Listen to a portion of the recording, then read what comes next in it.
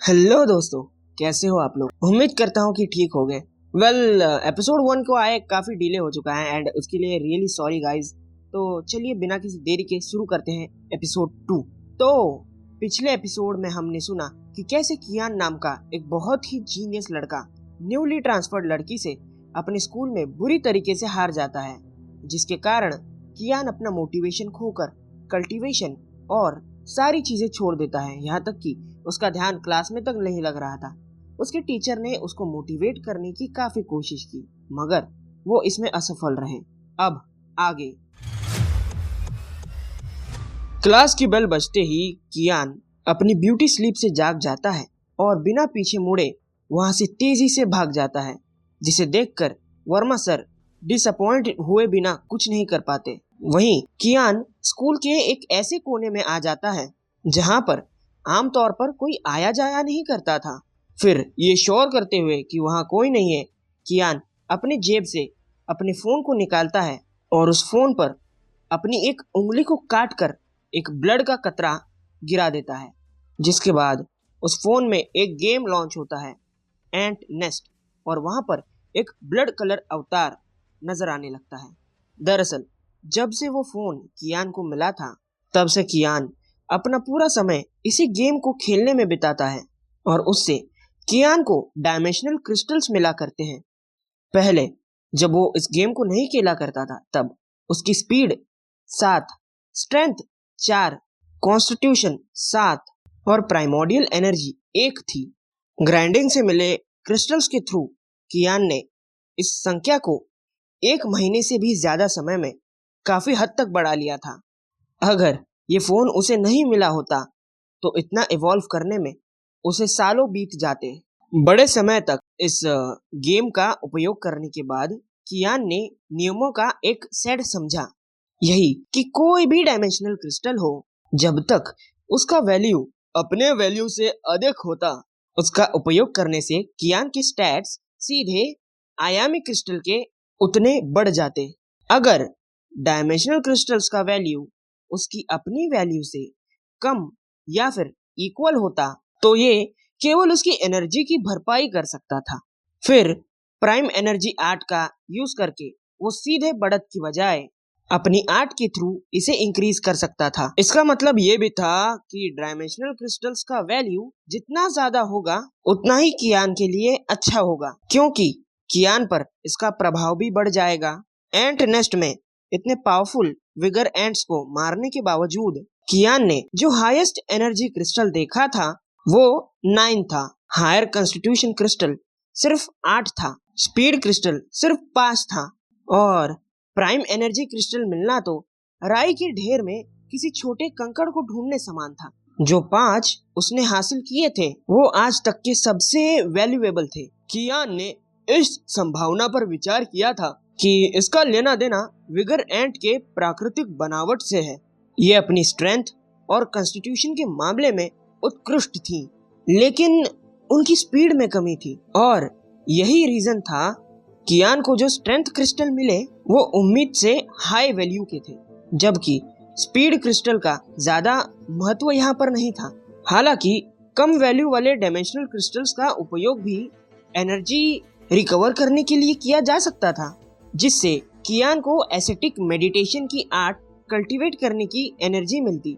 इस प्रकार कम वैल्यू वाले डायमेंशनल क्रिस्टल भी बेकार नहीं थे। कियान को एकमात्र अफसोस ये था कि गेम में हासिल होने वाले डायमेंशनल क्रिस्टल्स ब्लड कलर अवतार से टच होते ही सीधा उसकी बॉडी में एब्जॉर्ब हो जाते थे।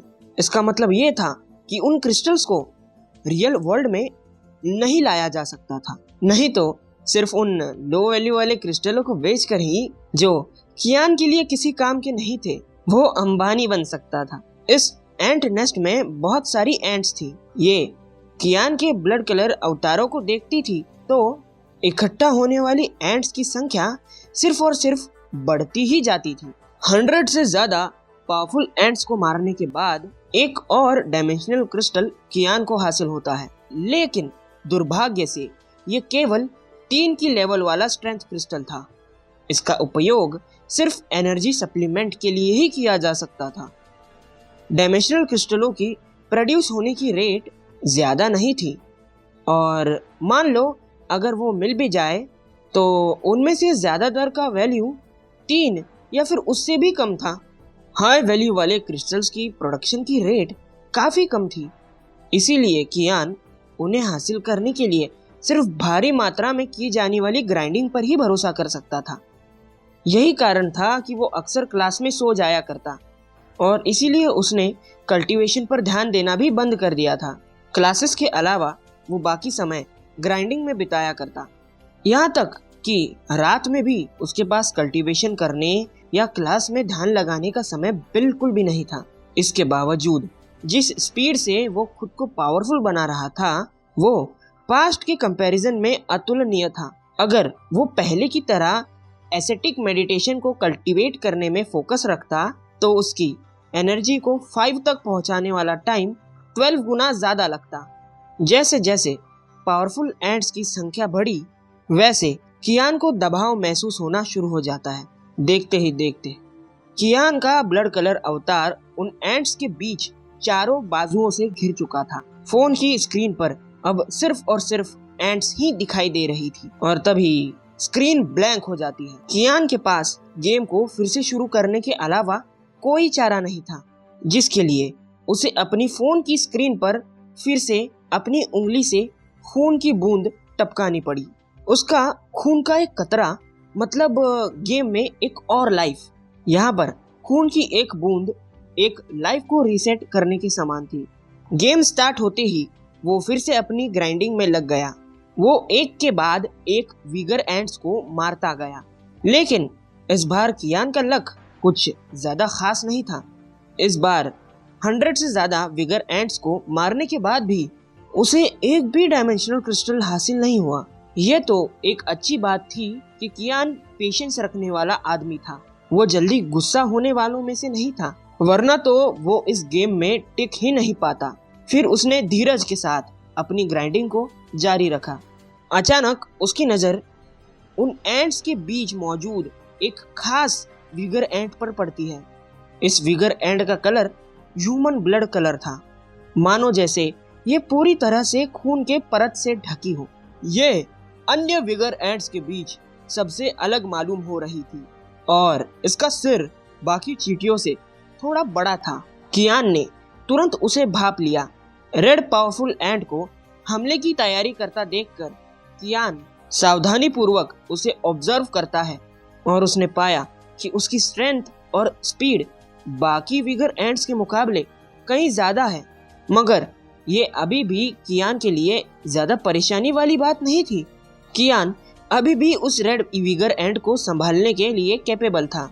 ब्लड कलर अवतार को कई बार अलग अलग पोजीशन में फिट करने के बाद कियान उस रेड कलर विगर एंट को फाइनली एक पंच मार देता है, लेकिन उसके इस पंच से उस रेड विगर एंट को मामूली सा नुकसान ही पहुंचा। वो उसे जान से मारने में तो नाकामयाब रहा, मगर अभी भी स्पष्ट प्रगति देखी जा सकती थी। उस रेड पावरफुल एंट की हेल्थ बार धीरे धीरे लो हो रही थी। शायद उसे खत्म करने के लिए कियान को लगभग 100 स्ट्राइक्स लगेंगी। शुक्र है ये रेड विगर एंट बाकी एंट्स की तुलना में ज्यादा तेज नहीं है, कियान ने मन ही मन कहा। रेड कलर अवतार के पास उस एंट की जान लेने और चकमा देने के लिए काफी समय था, इसीलिए उसे मारना सिर्फ और सिर्फ समय की बात थी। इधर उन ब्लैक विगर एंट्स की संख्या लगातार बढ़ती जा रही थी। उन एंट्स की इतनी तेजी से उन रास्तों को भरने से कियान थोड़ा परेशान हो गया, क्योंकि जिस स्पीड से वो उस रेड विगर एंट पर हमला कर रहा था, उसे सफलतापूर्वक मारने से पहले ही वो उन चींटियों के हाथों मारा जा सकता था। फिलहाल कियान इस बारे में बिल्कुल भी नहीं सोच रहा था। उसका पूरा ध्यान उन ब्लैक एंट्स के रास्ता भर जाने से पहले उस रेड एंट तक पहुंचकर उसे मारना था। इसीलिए कियान उस रेड विगर एंट को मारने के लिए अपने ब्लड कलर अवतार को पूरी स्पीड के साथ कंट्रोल कर रहा था।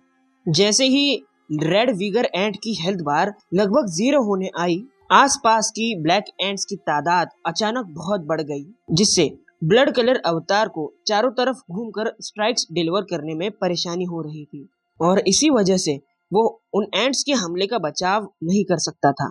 और तभी क्रैक! कियान का ब्लड कलर अवतार समय पर चकमा नहीं दे सका और एक ब्लैक विगर एंट उसे काट लेती है, जिसके बाद तुरंत कियान के ब्लड कलर अवतार की हेल्थ लगभग आधी हो गई। अब कियान जानता था कि वो मौत के काफी करीब है। वो बस इतना ही कर सकता था कि अपने ब्लड कलर अवतार से उस रेड एंट पर पूरी ताकत के साथ एक फाइनल स्ट्राइक डिलीवर कर सकता था। ब्लड कलर अवतार ने उस चींटी को मारने के लिए अपनी मुट्ठी उठाई और पैंग! कियान का ताकतवर पंच उस एंट के वाइटल स्पॉट्स से टकराता है और एक डेंजरस अटैक उस रेड विगर एंट पर होता है। रेड विगर एंट का हेल्थ बार अब 0 हो गया और उसका रेड आर्मर एक धमाके के साथ फट जाता है। उस रेड कलर विगर एंट की बॉडी से 2 क्रिस्टल निकले। कियान के पास ये देखने का बिल्कुल भी समय नहीं था कि वो दोनों किस प्रकार के डायमेंशनल क्रिस्टल हैं। इस वक्त उसका ब्लड कलर अवतार क्रिटिकल सिचुएशन में था, जिसके बाद कियान ने उन दोनों क्रिस्टल्स को जल्दी से अपने ब्लड कलर अवतार की हेल्प से उठा लेता है। ब्लड कलर अवतार के द्वारा उन 2 डायमेंशनल क्रिस्टल्स को उठाए जाने के कुछ समय बाद कियान का अवतार उन विगोर एंट के झुंड से घिर जाता है और फिर स्क्रीन एक बार फिर से ब्लैक हो जाती है। कियान ने स्क्रीन पर दिखाई देने वाली 2 सूचनाओं को पढ़ा और फिर उसने एक गहरी राहत की सांस ली। जब तक वो मरने से पहले एक डायमेंशनल क्रिस्टल को उठा सकता था, तब तक इफेक्ट लागू हो जाता, यानी वो डायमेंशनल क्रिस्टल उसे मिलता। अगर वो नहीं उठा था और गेम रिस्टार्ट करता तो वो डायमेंशनल क्रिस्टल उसे नहीं मिल पाता। मॉर्टल क्रिएचर विगर एंट मारा गया। आपको प्राइमोर्डियल एनर्जी क्रिस्टल हासिल हुआ है। मॉर्टल क्रिएचर विगर एंट मारा गया। आपको विगर एंट क्रिस्टल हासिल हुआ है। ये देखकर कियान शॉक्ड रह जाता है। उसने प्राइम एनर्जी क्रिस्टल तो कई बार देखे हैं, लेकिन ये डायमेंशनल क्रिस्टल उसने पहली बार देखा था। कुछ पल यूं ही बीत जाने के बाद कियान अपनी कॉन्शियसनेस में लौट आता है और उसकी खुशी छिपाए नहीं छिप रही थी और फिर उसके होठों पर एक हल्की स्माइल आ जाती है। फाइनली मैंने ये कर दिखाया। उसने भले ही ऐसे रेयर क्रिस्टल्स देखे नहीं थे, लेकिन उसने इन विगर एंट जैसे क्रिस्टल्स के बारे में ऑलरेडी सुन तो रखा था। उसके क्लास नोटबुक और इंटरनेट में मौजूद वीडियोस में लोगों ने ऐसे क्रिस्टल का जिक्र कर रखा है, लेकिन वो विगर एंट क्रिस्टल नहीं था, बल्कि उन्होंने दूसरे डायमेंशनल क्रिस्टल के क्रिएचर्स के बारे में बताया है। 1 मिनट, क्या ये उन प्राइम क्रिस्टलों में से एक हो सकता है? कियान ने मन ही मन सोचा। जब वो एक्साइटेड महसूस कर रहा था, तब उसने अपने फोन से एक अजीब सी पावर को अपने शरीर में एब्जॉर्ब होते हुए महसूस किया।